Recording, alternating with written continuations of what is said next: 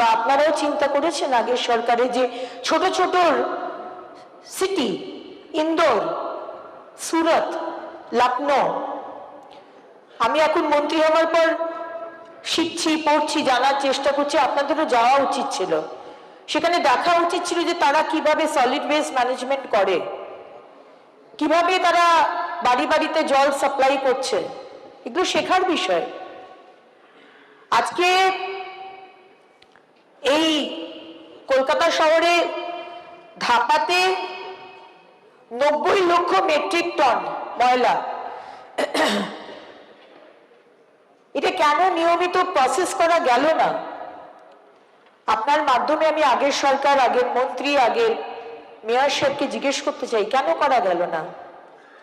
আমরা কিন্তু আমাদের দপ্তরের কাছে এটা কিন্তু আমাদের ফার্স্ট প্রায়োরিটি, এবং 1 বছরের মধ্যে শুধু ধাপা নয়, সারা পশ্চিমবঙ্গে লেগেসি ওয়েস্ট এরকম থাকবে না, এটা আমরা একটা ব্যবস্থা করার ডিসিশন নিয়েছি।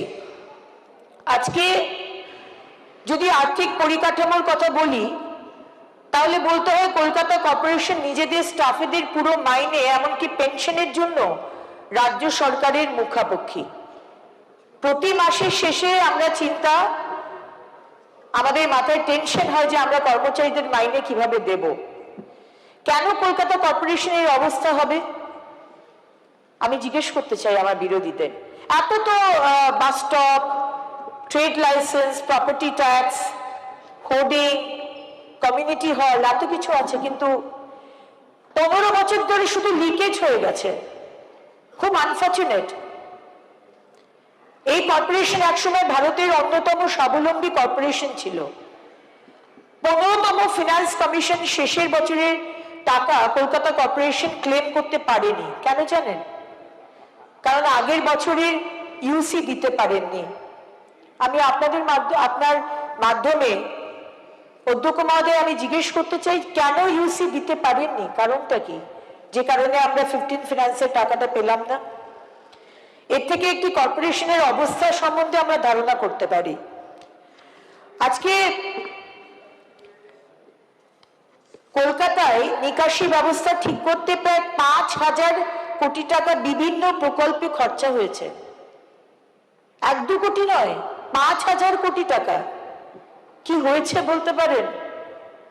এখনো 2 দিন আগে বৃষ্টি হয়েছে, সমস্ত জায়গায় কোমর অবধি জল। টাকাগুলো গেল কোথায়? মানুষ তো প্রশ্ন করছে। অনেকগুলো পার্কে সৌর বিদ্যুৎ প্রকল্প তৈরি করেছিলেন, কিন্তু তার কোনো রক্ষণাবেক্ষণ হয়নি। ফলে কোনো বিদ্যুৎ উৎপাদনও হচ্ছে কিনা তাও আমরা জানি না। সম্পূর্ণভাবে মানুষের টাকা, সরকারি টাকার অপচয় হয়েছে। রাস্তার অবস্থা আমি আলাদা করে আর কি বলবো। সংবাদ মাধ্যমের বন্ধুরাও এখানে রয়েছেন, প্রায় দিনই তারা দেখান, এবং মাননীয় মুখ্যমন্ত্রী নির্দেশ দিয়েছেন 5 অক্টোবরের মধ্যে সমস্ত রাস্তা আমরা ঠিক করব।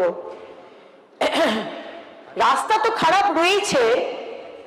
আমি মাননীয় অধ্যক্ষ মহোদয় এই প্রশ্ন রাখতে চাই যে রাস্তাগুলো কি কোনো ইঞ্জিনিয়ার দিয়ে করানো হয়নি? কারা করেছে? এমন এমন রাস্তা তৈরি হয়েছে বাটির মতো, দুপাশটা উঁচু, মাঝখানে রাস্তা, মেন রাস্তা একদম নিচু, সেখানে কোমর অবধি জল জমছে। কোনো প্ল্যানিং নেই, কোনো সায়েন্টিফিক ভাবে যে একটা রাস্তা তৈরি হবে সেটার কোনো বিষয় মাথায় দেওয়া হয়নি। আজকে কলকাতা শহর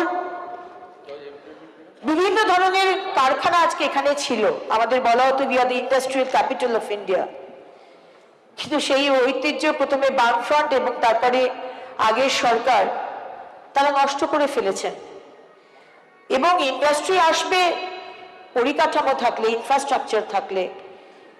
15 বছর ধরে তো এখানে কোনো পরিকাঠামো হয়নি। আর পরিকাঠামো হয়নি কেন? আজকে কোন ওয়ার্ডে 80,000 লোক থাকছে, কোন ওয়ার্ডে 18,000। তাহলে আপনারা কি মনে করেন না যে 80,000 যে ওয়ার্ডে লোক রয়েছে পপুলেশন, তাকে ভাঙা দরকার? এখানে বিরোধিতা করার জন্যই কি শুধু বিরোধিতা হবে? আপনি করেননি, বাকি আপনার যারা অন্য বক্তারা তারা সবাই বলেছেন। আজকে ইলিগাল কনস্ট্রাকশন হয়েছে না, আপনারা তো সব থেকে বেশি ভালো জানেন। আমি আপনার মাধ্যমে সম্মানীয় বিধায়ক জাভেদ খান বাবুকে বলতে চাই, আপনি কি জানেন না তিলজলাতে কত হয়েছে, কসবায় কত হয়েছে, এন্টালিতে কত হয়েছে? জাভেদ বাবু, আপনার কাছে কি খবর নেই?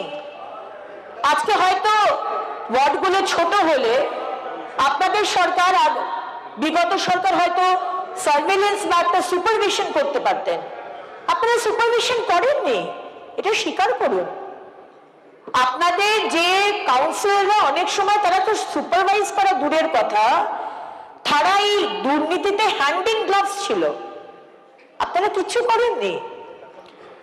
আজকে মানুষ যাতে বড় অবধি পৌঁছতে পারে, সুযোগ সুবিধাটা পেতে পারে, এবং আজকে কাউন্সিলর একটা ছোট ওয়ার্ডের যে কাউন্সিলর যে টাকাটা পাচ্ছে, বড় ওয়ার্ডের কাউন্সিলর সেই টাকাই পাচ্ছে। মেন তো হচ্ছে ডেভেলপমেন্টের কাজ। মাননীয় মন্ত্রী, আজকে সময় পার হয়ে গেছে, 5 মিনিট লাগবে sir, 5 minute. Civic community, basic community, রাস্তা, ড্রেন পরিষ্কার, জল, বাড়ি বাড়িতে জল পৌঁছে দেওয়া, রাস্তার পাশে লাইট, কিছু হয়নি। আমরা তো এসছি 2.5-3 মাস হলো, আপনারও পোর্টাল ছিল, মেয়রকে বলো, মুখ্যমন্ত্রীকে বলো, আমরাও শুরু করেছি মুখোমুখি, গুচ্ছ গুচ্ছ আমরা কমপ্লেন পাচ্ছি, কিন্তু সেই কমপ্লেন আপনারা সুরাহা করেননি। যদি সুরাহা করতেন তাহলে আমাদের কাছে 2.5-3 মাসের মধ্যে এত কমপ্লেন আসতো না। সেম কমপ্লেন, রাস্তা নেই, জল নেই, ইলিগাল বাড়ি তৈরি হচ্ছে, 2.5-3 মাসে তো তৈরি হয়নি। আমাদের মাননীয় মুখ্যমন্ত্রী তো তার স্টেপ নিয়েছেন।